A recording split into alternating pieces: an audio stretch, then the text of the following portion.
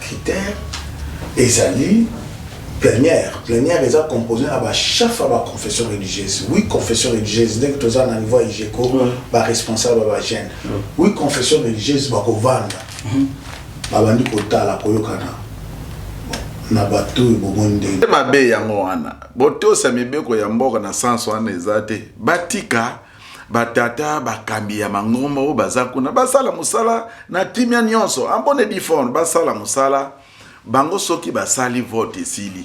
Comment biso bilenge tozo kunde konsengere. Yango papa maître Willy kuna lobaki wana botosi ya bakambi ya mangomba ezalite. Botosi ezate. Donc bilenge ya mboka tozala kimia. Puis soki otali population congolaise wana nde batata na biso. Tant bazali koloba ete profil ya candidat il faut avoir intégrité, avoir la moto, na personnalité, na charisme, yako sala musala, oyoko sumamboke kene liboso, ezali isumuté. Mikoleleki après avoir papa ko sala de manière ni to hotel ba comité na kobunda ba bundi ba perturber même ordre public. Bende yango wana ba politiciens loko bazo sala ba jeune. Oui. Donc bazo chande ba jeune liboso, bango ba bongo ba kanasima ba jeune yango de loko biso tozo boyela. Tozo komana.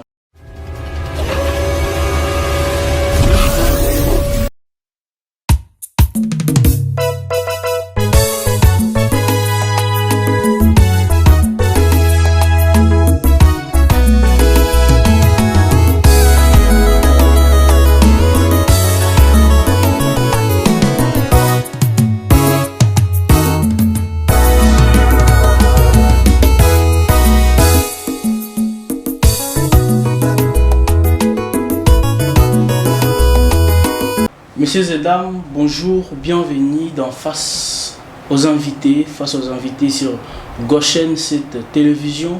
Nous avons un grand plaisir de recevoir pour vous le leader, le responsable de jeunes de confession religieuse, conduit ici par Maître Willy Masaka, à qui j'ai dit bonjour.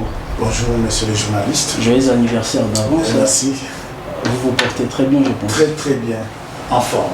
Il n'est pas seul, il est accompagné des autres responsables de jeunes des églises, de la plateforme des églises confessionnelles. Il y a le révérend Diaveoa Moïse de l'église Kimbangis, à qui je dis aussi bonjour. Bonjour, monsieur le journaliste. Bienvenue. Merci beaucoup. À côté, c'est la maman Charlène Malaka de l'église indépendante. Bienvenue. Merci, merci beaucoup. Très bien, mesdames et messieurs, vous êtes en train de nous suivre sur Goshen, cette télévision. Avec nos invités, nous allons débattre sur l'IGECO et surtout l'actualité de l'ère qui fait qui pense en plein sur la désignation du futur président de la centrale électorale.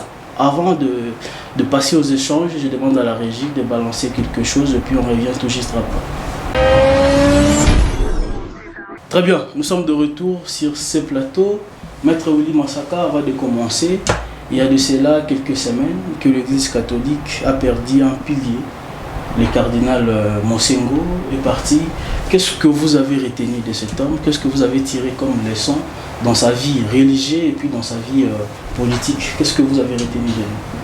Merci. Comme vous avez dit que l'émission est bilingue, on l'appelle Tata Cardinal. Tata Cardinal, lorsque culturellement, dans la culture congolaise, lorsqu'on t'appelle Tata, c'est pour t'honorer. C'est un titre honorifique. Oui. D'un père, Tata, c'est une personne responsable. Oui. Une personne qui est un bon berger. Une personne qui veille à ses troupeaux. C'est dans ce contexte lorsque les faits cardinal Laurent Mosengo Passigna, tout le monde l'appelle Tata. C'est une reconnaissance de sa personnalité, de ce que lui a donné pour non seulement l'Église catholique, non seulement pour les confessions religieuses, mais également pour toute la nation. Toute la nation reconnaissait à Tata Cardinal l'homme qui n'était pas insensible aux souffrances des peuples congolais, qui était toujours plus proche du peuple, dans des moments difficiles où il arrivait parfois, les acteurs politiques se sentaient sur le terrain seuls. Mais vous allez voir Tata Cardinal qui prend la parole pour hausser les tons, pour rappeler à l'ordre. Et sa parole avait une puissance, une force d'interpellation qui a beaucoup contribué dans notre processus de la démocratisation de notre pays. Et nous sommes très fiers de lui et nous allons, nous jeunes des confessions religieuses, perpétuer son œuvre par les actions courageuses qui contribuent à la transformation de l'homme congolais, de l'esprit de l'homme congolais, au vouloir de vivre ensemble, à cette volonté de faire ce qui rencontre les besoins de la communauté, l'intérêt général. Très bien, merci Maître Willy Massaka. Révérend Diavewa, qu'est-ce que vous avez retenu de la vie du cardinal Monsengo? Merci beaucoup, monsieur le journaliste. Comme a dit mon frère là-bas, Papa ou Tata Cardinal, c'est quelqu'un qu'on a respecté quand il était en vie. Bon, on a regretté sa mort, puisqu'il a beaucoup travaillé ici, dans notre pays, en tant que catholique et en tant que nationaliste. Il a beaucoup contribué, mais alors, Dieu a donné, Dieu a repris. Donc on n'a pas beaucoup à commenter. C'est un papa que nous avons honoré quand il était en vie. Et maintenant, bon, il est parti. C'était son tour. La chance de rencontrer le cardinal en face. Bon. Village, bon. Ce qu'il a fait au pays, vraiment, je ne sais pas comme les autres viennent de dire, c'est vraiment un papa, un père. Le cardinal, c'était vraiment un papa. Donc, il a beaucoup investi dans le pays, national qu'international, si je peux dire ça. Il était vraiment papa. Je n'ai pas vraiment des éléments à dire à sa personne. Voilà. Ok, merci. Nous allons aborder notre premier sujet qui est l'IGECO. Maître Willy Massaka, vous pouvez nous dire IGECO et Zanim. Qu'est-ce que l'IGECO? Bon, IGECO, c'est l'union des jeunes des confessions religieuses. Comme vous venez de parler de Papa Cardinal Laurent Monsengo, ce sont les précurseurs de la plateforme des confessions religieuses. Dans l'événement où il y a conférence nationale souveraine. Et en ce moment-là, les confessions religieuses, les 4 confessions à cette époque, l'église catholique, l'église protestante, l'église kimbaniste et orthodoxe, ils se sont dit, nous devons conjuguer les efforts ensemble pour aider notre pays, défendre les intérêts communs de notre pays. Avec le temps, on a aujourd'hui 8 confessions religieuses. Nous avons l'église salitiste, l'union des églises indépendantes, l'église des rebelles qui s'est ajoutée. Et voilà. Est-ce que vous pensez aujourd'hui les objectifs ou le père qui ont pu mettre en place cette plateforme, ce regroupement des chefs de confession religieuse, est-ce que cette vision demeure toujours jusqu'à aujourd'hui au sein de cette plateforme? D'abord, tu m'as posé la question de savoir c'est quoi l'IGECO. Je ne l'avais pas encore fait. Oui, on va rebondir. Oui, exactement. Je disais que cet esprit demeure parce qu'ils sont là ensemble. Récemment, vous avez vu, c'était le 23 juillet, les chefs de confession religieuse par rapport à la question qui touche la vie nationale. Ils se sont rencontrés, ils ont décidé de faire un communiqué officiel, conjoint, pour informer à la communauté internationale qu'internationale du processus du début du processus de la désignation de deux membres de la CENI, le président et un membre de la plénière pour le compte de confession religieuse. Cela veut dire qu'ils travaillent ensemble. Ils sont ensemble. C'est dans ce contexte que l'IGECO, qui est en fait l'émanation de l'ensemble des structures des jeunes, les mouvements des jeunes de différentes confessions religieuses, catholiques, protestants, orthodoxes, musulmans, réveil, kimbanguistes, salitistes et union des églises indépendantes, toutes ces responsables leaders nationaux de cette jeunesse qui ont depuis des années travaillent toujours ensemble.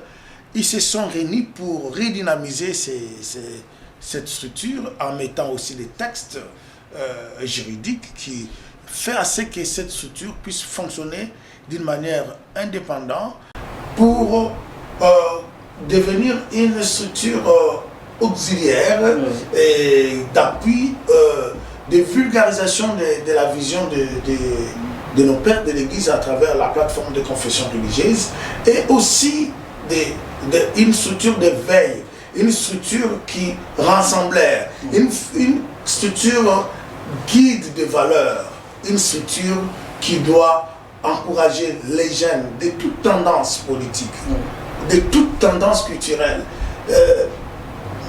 de toute confession, à intérioriser et à pratiquer les valeurs pour le développement de notre pays. Est-ce que cette IGECO-là, dans le fond, n'a pas été créée peut-être pour la recherche de postes au niveau du gouvernement? Bon, il faut d'abord regarder qui compose cette structure. Le révérend, là, il a déjà le poste. C'est un responsable des jeunes dans sa communauté. Notre sœur, c'est la même chose. Moi, je suis là. Quel poste qu'on doit chercher? Quel poste que nous allons chercher? Et notre mission comme leader, c'est d'abord travailler ensemble pour participer à l'instauration de la paix, du développement, de l'état de droit dans notre pays. Nous devons y participer. L'éducation civique de nos jeunes.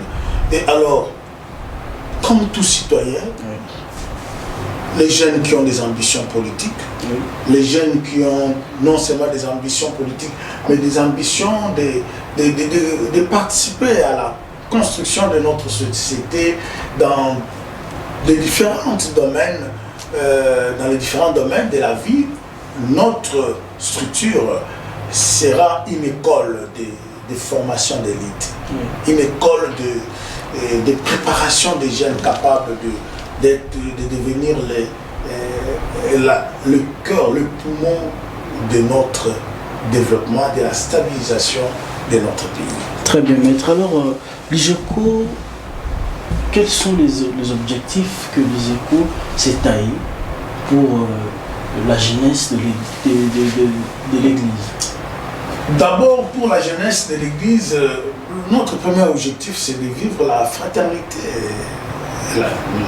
la solidarité, c'est de vivre la communion en dépit de nos différentes confessions. Vous savez que la RDC est un miracle. Un miracle que dans d'autres pays, c'est difficile de voir un musulman, un chrétien vivre ensemble. De voir un catholique et un protestant être ensemble. Mais c'est vraiment une richesse pour notre pays. C'est un grand message que la jeunesse donne à travers cet objectif à la communauté nationale et internationale de lutter également sur cette question des conflits religieux. C'est participer à permettre à chaque confession d'exprimer sa foi tout en respectant la foi des autres. C'est ça l'IGECO. L'IGECO, lorsqu'on se retrouve, ce n'est pas que je devienne kimbanguiste, Ce n'est pas un catholique qui doit devenir protestant, ce n'est pas un musulman qui doit devenir protestant ou chrétien, mais c'est d'encourager, de dire bravo à notre frère musulman. Écoute, confesse, proclame ta foi. Et de notre côté également, donc un frère protestant chrétien de confesser réellement sa foi sans honte.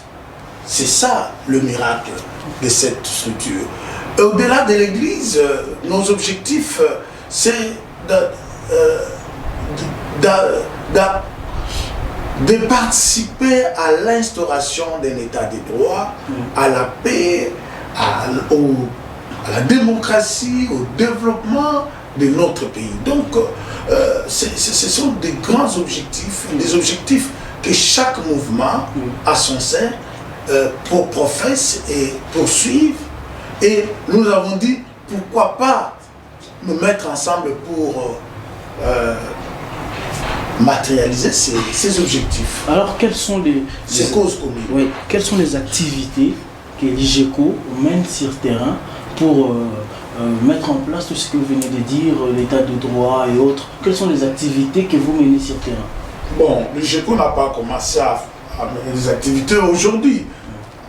Depuis l'accession de notre pays, le déclenchement du procès de la démocratisation, l'IGECO a beaucoup contribué, les jeunes des différentes confessions religieuses, dans la sensibilisation, dans l'éducation civique, dans l'éveil des consciences de l'homme congolais.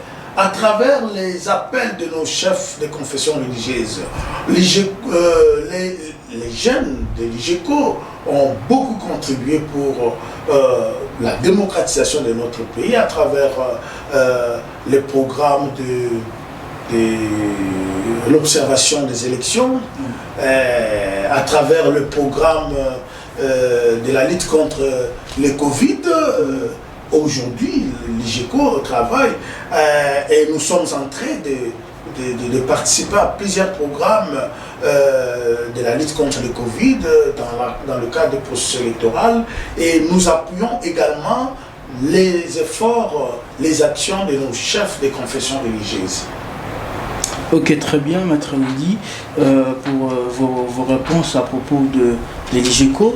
Mesdames et messieurs, vous êtes en train de nous suivre en direct sur Goshen 7 télévision. Je vais demander à la régie de nous balancer un élément et puis nous allons parler de l'actualité, de la désignation du nouveau président de la centrale électorale qui fait débat, qui a mis Kinshasa aujourd'hui en ébullition. Mesdames et messieurs, on se retrouve tout juste après cet élément. Nous sommes de retour sur ce plateau, mesdames et messieurs.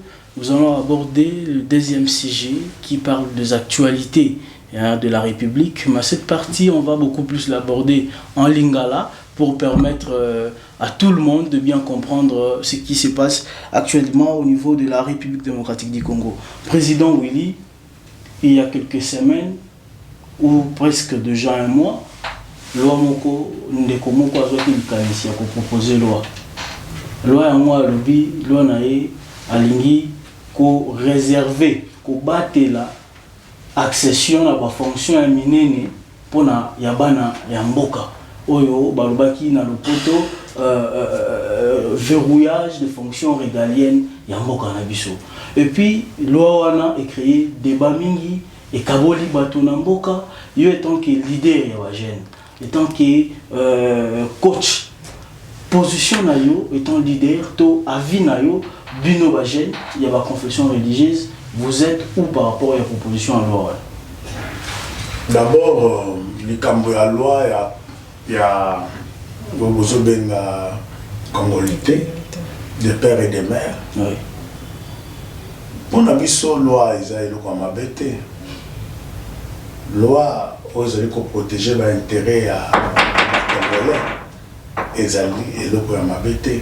Mais le vrai problème na kati ya loi wana, bon, na intention, vous comprenez, na environnement politique au Tozanango, c'est que nous pouvons exhorter ba terre politique, ce que les loi avec intention de créer la discrimination Ouais. ou bah, calcul politique, au conseil bango, bah ralentir pour l'environnement politique, parce que le tokobo yango le but de voter Mais Ezali non, idée mais il faut autant un peu opportunité et utilité il y a eloko tozali kolinga ko sala ezali na pouvoir na biso ta o lebake bo sala te mais to sengete nyonso o to ko sala na domaine politique parce que tous a besoin de stabiliser mboka na biso ba problème ezebele. Ouais. Donc loi et c'est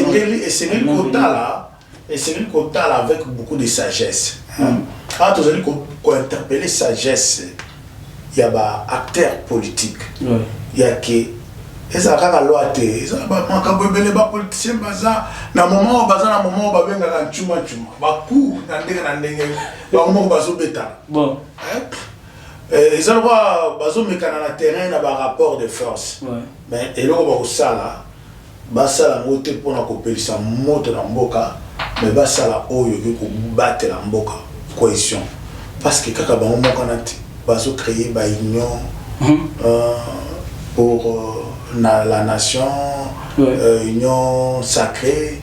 Comment le sacré comme une désacralisation na kati. Donc, à niveau ya ba front FCC, au moins on forme bazar ensemble et comme si comme se défendre. Aux hommes côté to la muka na kati ya la muka na ba mususu ba comme kolala. Donc ba comme na kola muka na olé ba la musa ba mususu ba comme kolala sa ba mususu. Donc le vrai problème a ezali nini. Bah, on nous sommes comme une belle bazali ba congolais. De père et de mère. Et ça de père et ça de mère. Ba congolais et c'est les balinga mboka na bango. Balinga mboka na bango, ba battre la mboka na bango, ba battre la mabele. Tant que ça ba mboka eza mabele ba koko. Mabele eza na ba ezali ko pesa biso ba opportunité miki. Mabele to ça na richesse. Ceux qui ont le dit aux congolais, des pères et des mères. Aujourd'hui, ma belle n'a pas été là, on va tout aux Congolais. Ceux qui ont été congolais, des pères et des mères. Aujourd'hui, nous avons des pères et des mères. On a ce que tu peux s'appeler ta chance d'abord, de père et de mère. Non, mon problème n'est pas de donner aux Basali de père et de mère. C'est accession na fonction ya mboka likolo ezali ba congolais ngana koti na ba débat na bino de père et de mère te oyo azali congolais tozali kondimaki azali congolais azali na bolingo Congo amona moyen ya ko aider ko participer na développement ya mboka na biso. Très bien maître Lumasaka, révérend Diavewa congolité et créer problème. Yo étant Mokambia Bilenge et Belé Baïke, na kati mboka Kinshasa na église kimbangiste, okoloba nini pour la proposition ya loi wana? Merci proposition ya loi eza nango mabete pambate mboka po yefanda il faut étendre na mibeko c'est vrai. Mais est-ce que loi wana ezo salama na intention te? C'est ça le problème. Soki ezo salama na motema malamu pona kobongisa mboka eza mabete mais soki intention eza nde sika mabe ezali or na moment oyo ndenge ndeko kuna alobi mboka de temps en temps ezali kopelaka moto na makambo oyo ezali pona ba intérêt égoïste nde mboka ezokopela na biloko wana mais tokosenga biso plateforme na biso ezali apolitique mais tokosenga nde conseil kaka nde tozali kopesa na ba politicien na biso baye bakotia mibeko to ba proposition elikambo yo kopesa kimia na mboka nde yango tozali koluka mais ezali kotia ba débat te et au finish tozoko gagner nini. Est-ce que de bawana eza mabe vraiment papa au botami ya papa na ya maman ndozwa ba fonction ils ont garder souveraineté ya mboka débat wana eza vraiment ni ya motu ya mingi te débat wana eza bien oui. Puisque le Congo appartient aux Congolais point donc là ici que bato oyo bakozwa ba responsabilité ngai bo bango bio ba fonction minene non ba fonction nyonso banda na sommet na se photo zala ba Congolais pourvu que Congolais a besoin de souci ya mboka na ye. Là en tout cas on est d'accord mais nous sommes apolitiques. Donc tout ça qu'on conseille bango kaka est-ce que baso salango vraiment pour nous fandi ça mebeko ya mboka to ba intérêt égoïste puisque on ne sait pas nini e bomba mina kati kuna mettre ko yebisa bango ko proposer loi na assemblée eza mabete puisque ezali droit ya un député c'est son droit. Mais tango baza kuna soki ba monique tango bango batozoko yekola ngo biso toza kuna te ba yeba eza eloko d'abord ko sala débat la libanda te ba kena kata hémicycle mutu na mutu apesa sa position na ye pourquoi na ba voter ka doit ko voter tango mutu na mutu apesa position na ye soki bato ba sepe na eloko wana baza yebele ba adopter yango biso posa na biso mboka ndezala na kimia pona mama we na tina loi wana bato bakabwani kuna boye nde yango biso en tant que ba leader ya bilenge tozo boye eloko na po bokabwani e bebisaka esika bokabwani ezate nzambe même ye moko ko fanda place wana bino bozo boya nano mobeko wana parce que ezomima kimia te na kati ya lisanga non koboya ou koboya te ezali mutu na muna position na ye intérieur bato pe oyo bazoko discuter yango bamuso pe bazoko discuter mondo bazali na intérêt na peut-être mutu pe ba pesa kwa kozala pe na intérêt na ye azoko landela bato pe bazoko discuter bazali na ba intérêt na bango mais biso to ko conseiller bango basala ngo na kimia eta mobulu na mboka te po mutu na mutu chaque député azana bato na ye soki kuna boya ya kotoyo allez amemi ba jeune to sala boye or biso ba leader ba to ko lingeloko wana te to lingi mboko etambola na kimia bacha mibeko oyo ko tia kimia na mboko oyo bango nyonso bakoyokana. Merci papa révérend. Maman Charlène Congolité dans 30 secondes okoloba nini à propos na yango. Pas Congolité là ngaki na bakisaboni. Oui. Eza na ngolo eza mabete. Ba Congolais ba kopota na rapona Congolité des pères de comme kara uleki boy des pères des mères boy na boy tout. Lokola batamaye bazana batabwana ba mettre avocat. Bango nde bazana pona ko expliquer biso mutoni ya kokoza la de pères et de mères ezalaka fois zala 100% mwana ya mboka to 50% to boy to yebite mususa kozala 25 mususa kozala 75%. Bon, il y a moins d'intérêt likamoko ko sala mo munene sala ke mboko epela moto ndulenge zopela. Loi eza mabete basala bapona soki eza malamu pona muto nyonso to akose retrouver na yango eza mabete to kobeta maboko me mabende ezo ya makasi na façon ezo kendeleli. Tant ozo mimone la ke donc c'est que to baza bona posa Congo yango et avancer te. Pour le moment eza posa total non libre combien mwana uto si sakela sikuna koto musala eza tote. Quand vous avez Congolité, vous avez une distraction. Très bien, maman. Toujours quand est-ce que maman a Likambo, où ils ont ça la moto na Kinshasa, processus électoral. Président Oli Mokambi, il y a Ijeko. Est-ce que vous avez des jeunes membres de la confession religieuse? Est-ce que dans le processus, il y a Kitani, il y a Corneille, il y a des jeunes bo prendre qui part na kati ya masolo wana to place na bino na processus wana ezani na ba père na bino bon omoni na mangomba na biso ba jeune bazali banda masolo te c'est que vous pas na biso na église protestante to yepi évolution même candidat oyo référent docteur Bokondo a pesi pour na compte ya l'église dit qu'ils sont comme hier le la représentant légal. Mais puis de vos pessimi balé. Et la mi balé ça mi ça tout. Procédure au ça ma sélection. OK. Et puis ça m'a quitté. Donc on peut ça 10 20 mais la commission de secrétaire technique que a chargé pour nous sélectionner bateau pour la côté dans 4 noms en fonction il y a des critères pour établir. Nassima des critères ezali plénière est composé à chef de la confession religieuse. Oui, confession religieuse dès que tu as un niveau IGECO, ba responsable ba gêne. Oui, confession religieuse ba ko vanda. Ba bandi kota la koyokana. Na bateau et bobondeni. Ah, par exemple, batali 4 personnes baza d'accord pour un candidat moko. 5 baza pour un candidat moko. 2 baza pour un candidat. Pour vendre ce qu'on a kota. Et le vote secrétaire, ils ont gagné les solos. Les solos, bandi na lisolo ba beti masolo omoni ndengeni anga na moni ba ba ki titi ceux qui ba yo kanité ndi mo kende siko na ba benga ka vote. OK. Ceux qui ba zu vote ba ça PVT ba transmettre na bureau et assemblée. Bureau assemblée ça la commission paritaire assemblée na sénat o ba ko sala mosala ya ko entériner. Oui.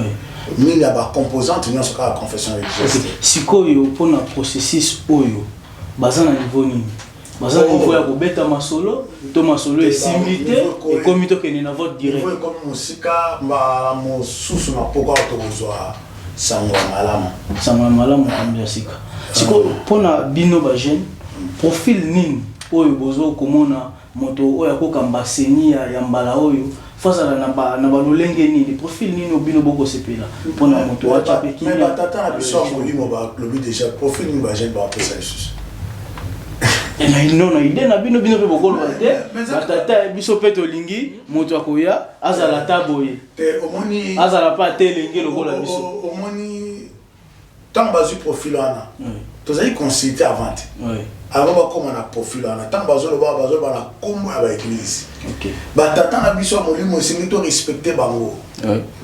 Ndeko esina lo ba ke au-delà ya ba débat nyonso. Loko na bato ba koza na ba erreur. Mais bazali investir na pouvoir divin divin pour na ko aider peuple de Dieu ba kende liposo. Ba église ezesika ko sana ngotenga azo sala ba voyage na ba province na ba village dans zo tambola okomona ole kaboro mon église ezalwana ba mususikana la police ezate ba mususona école ya l'été ezate hôpital à l'été ezate mais comme mon église azo bundana pona ko sala ke a répondre na besoin batwana donc tant batwana bazali koloba bazo bimsa ba idée ezali baza banguna ya politique te bazali pe na moi ko dire kokoloba en tant que citoyen mboka raison pour laquelle à peine na biso ezali et pas ya ba jeune congolais nyonso o baza na ba acteur politique ya koza na o ba benga imemia na ba banganga na nzambe ba responsable église baza batata na biso eza na lolenge soko moni ke tata eloko asali ezo sepiso te lolenge ya kolobela ngo mais lelo tozomona ba jeune bazo kita makasi biso lokola bapia na bango bakambi na bango tozali koyebisa bango bamela maya pio barespecte soki likambo bazomona keza malamu te bakokoma mokanda bakokende na bavoi ya komona na batata molimo eloko ntokosala bapoliticien osomona président de la république atelemi mpona kobanda kosala guerre na baéglise te baso kocollabore aza kondima bakambi ya église baza kofélicité oyo ya malamu président de la république gouvernement azali kosala oyo ezali malamu te mokumba église comme rôle prophétique ezali ya koloba awa esili malamu te eza ndenge moko biso mpe bajeune ya église ntango bazali koloba ete profil ya candidat il faut azala na intégrité azala moto azali na personnalité na charisme ya kosala mosala oyo kosunga mboka ekende liboso ezali lisumu te mikolo eleki après avoir bapapa kosala déclaration na bango ke bazo kosala masolo pour que mokambi oyo akozwa seni asala kumbela masolo malamu pour que passation alternance elekana ninga malamu na 2023 mais bayi politique mosusu basepelaki na bapopo wana te batata balobaki Bon, alternance, il y a Bangonde, il faut qu'on tourne à Bango, parce que Bango va moni le rôle à bien de ses positions. Ma confesseur il dit que sa tendance que en 2023 moto azali wana peut-être la kende. Ah oui, les alliés de l'Église à communiquer. L'église les alliés dans la société et puis qu'on viole la constitution en Bokate. Oui. L'église et Yebi Malam était l'actuel président de la République a un pouvoir. Il y a qu'on se représente encore. Oui. Oui, bien, ok. Mais l'église est payée. Est-ce que les députés nous sont tant que dans l'élection, on se voit. Tiens, monsieur peut voir quoi? Hein? On se peuple a sa souverain. Ce qui peuple le dit que l'actuel président a atteint en 2023. Problème est allé. Ni l'église, l'autorité confessionnelle, ni politicien moko, a un pouvoir qui a que ça peuple ait voté Félix Tshisekedi. Décision qu'on ne pas dans le peuple. Et pour ça l'église est allée boyer. Élection et salama, tout le monde sort, base à la condition. C'est ça la démocratie. Et ça fait que nous à défavoriser, nous sommes à la favoriser. Donc créer un environnement et permettre que tous aussi cité déjà, maître, n'a pas papa il y a siwa awa, lelo toujours on a problème il y a désignation il y a mokita nyaseni, tomoni ba jeune ya lamuka, bandeko ya lamuka, baluki ko kende bongo ko assiéger esika ba papa ba ko sala masolo po ba bimisa mokambi ya sika. Et puis nako tambola na bango epesi mbilinga na bandeko ya IDPS événement wana bomuni yango ndenge nini etant ba kulutu po mingi pe baza wana baza bilengi obino bokambaka papa journaliste mabende yango wana mobeko ya mboka yango epesi ke bakambi ya mama ngomba babimisa mukonzio ya kokamba seni. Mobeko lingomba bakonzi na bisa mangomba bamizuila kite mais mboka na mibeko abike fo auta kuna esika bakonzi mangomba bazali. Mais apparemment ba parti politique et communiste na moi méfiance na bino pomba la liboso na mona ba parti politique et ki ko mettre pression na ba papa ou ba ko sala mosala. Nde mabe yango wana boto sa mibeko ya mboka na sanso wana ezate batika batata bakambi ya mangomba o bazakuna basala musala na timia nyonso ambone difon basala musala bango soki basali vote sili koma biso bilenge tozokunde konsengere yango papa maître Willy kuna lobaki wana botosi ya bakambi ya mangomba ezalite botosi ezate donc bilenge ya mboka tozala kimia puis soki otali population congolaise wana nde batata na biso soki yo na tina ya politique ozokende kosakanela bango est-ce que ezali pamboli yango zomona ke passe ezoya na mokili ba jeune tozali kotosa te totika batata basala oyo mission oyo bango bazwi soki babimisi mutu bakene kuna na assemblée bakene kosilisa makambo na bango mais bato bazosala misala ba intimidation est-ce que c'est normal? Très bien révérend maman Charlène bajana la muka balobi biso mo lelo to kotindika ba papa basala mbalo yo choix malamu eza sorte ya méfiance te et ça passe quelquefois moana yo boti ana confiance na le mo côté tata ça qui peut mitala malamu mabe moko pesa pe wana ko mitala malamu te ngana za na confiance ya tata wa botinga po balobi mwana na mokili photo sa tata na mama bongo te so tant mokonza mboka zo sala confiance na batato ya cheli boso ba pona konzi so biso bana to kotelemela oui eza ba trois na biso mais na manière ni to kotelemela ba comité na kobunda ba bundi ba perturber même ordre public bende yango wana ba politiciens loko bazo sala ba jeune donc bazo chande ba jeune liboso bango ba bongo ba nasima ba jeune yango de loko biso tozo boyela tozo koma na point wana pour to chiter déjà maître Willy ba jeune a fait la pression par papa ti quand oyo na quand oyo esimbité bitumba la Nicolo ba ko lancer appel na ba jeune Bah jeune, vous allez forcer l'église, peut forcer en boca.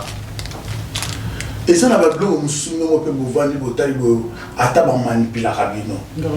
Yo les Cambonines, il y a désignation à président à Seni, au côté la yango, au banda ko kene ko chat trouble, si ka ba tata moli on bazali ko sala mon sala yanini. Yanini, basa assemblée nationale te. Ba ko sala oyo motema na bango indimi en bonne conscience pour l'intérêt général. Mais ce qui te comme au Kenya ba désordre ba parti politique. Il y a on est nazali ko benda ko interpeller ba responsable ba parti politique ba yeba été ba jeune bazali peuple bazali ba créature divine ba ko manipuler jeunesse pour la ba intérêt na bango.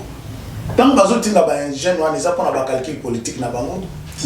Comment on a poste à président, on a poste à premier ministre. Tant que on a jeune, on a consulter tant que politicien ba poste ministériel. Bazala côté. Pour nous batinda ba mobilisaka ba nani ba militant na bango te tant gouvernement ça mal comme ça sala. Bah pourquoi va mobiliser qui va gêne va militaire à monter beaucoup de coups à coacher sur pression pour en dire au Kabola bah ministère. Donc en sorte il y a moins manipulation dans la gêne. Moi je dirais que bah gêne bah ça qu'on se laisser manipuler prochainement tu vas temps il y a copier bah le lengue ni à côté à bah gêne dans les cambotais manipulation. Conséquence à manipulation. Très bien, dernier mot, tu as mis souka na tondi lisanga ya Goshen 7 TV pour na boyambina bino première fois na moni studio za kitoko malili il y a bien et ba instrument ya makasi ya bien to ko travailler et le mon abino pour na ko pesa ba message ya malamu. Conseil européen ça n'a pas nous à la batote au bazali ba messager ya ba prophète à malheur pour l'ambo canabiso beau transmettre message aux ali copier ça kimia les ali ko sangisa ba message aux ali ko tombo l'ambo canabiso. Très bien. Papa, il y a suivi mot de la fin. Il y avait OK, excusez. Malobana ya suka te conseiller d'abord ba jeune dans l'ensemble tous à la kimia tous à la manipuler té bon a ba intérêt ba politicien ba za ko mema biso ne bino a pe to féliciter bino mbala liboso même ko ya ko visiter couloir oyo pour émission en tout cas to féliciter bino makasi na ndenge bo installer biloko na bien tant na zoko tala na kwa ya boyelo ka boyeko kiko zala mais tout le monde yango vraiment to féliciter bino makasi. Merci maman Charlène moi suka na bilenge pe na Goshen cette télévision. OK. Profitez pour to koya lisusu. Et c'est ngomi. C'est peli OK na bino. Chaîne kitoko boye pe ya ba jeune. Somme. Donc boyende za la. Ba jeune pe ba confession religieuse. Tout ça va païenté quand même. Mais biso to za partout. Ouais. Ntunyo mona jeune nyoso tout ata ba politicien bazo manipuler wana. Baza bana lingomba. Vraiment. Donc baza la kaka baza la malamu ndenge président Uchikoloba, baza la bana botosi. Ko revendiquer droit ils ont le lenge bon bazo kende le wana te. Ko vanda kimia boyokani soki ya kokoma bokomi bokotiseli pe ba papa baza na kuna koyoka biso ba ko répondre biso. En tout cas merci mille pour la chaîne na bino qui tromper l'émission à bien bon. Merci bandeko balandi batata ba maman. Face aux invités à Mokola lelo et comme inasuka nazali na sengo mingi ya koyeba ke bolandi biso baike na mokili mobimba na pesi merci une équipe technique le big manager wazaki bongo na sima ya caméra puis le grand maestro maître Joël wazaki bongo pe na ba côté ya régie pona bolanda biso na bokebi pe na qualité ya malamu na banda pona bino pona Mokola lelo to suki wana to kutani na mikolo mizali koya. Que la paix quitte nos esprits, que Dieu bénisse la jeunesse congolaise. Bye.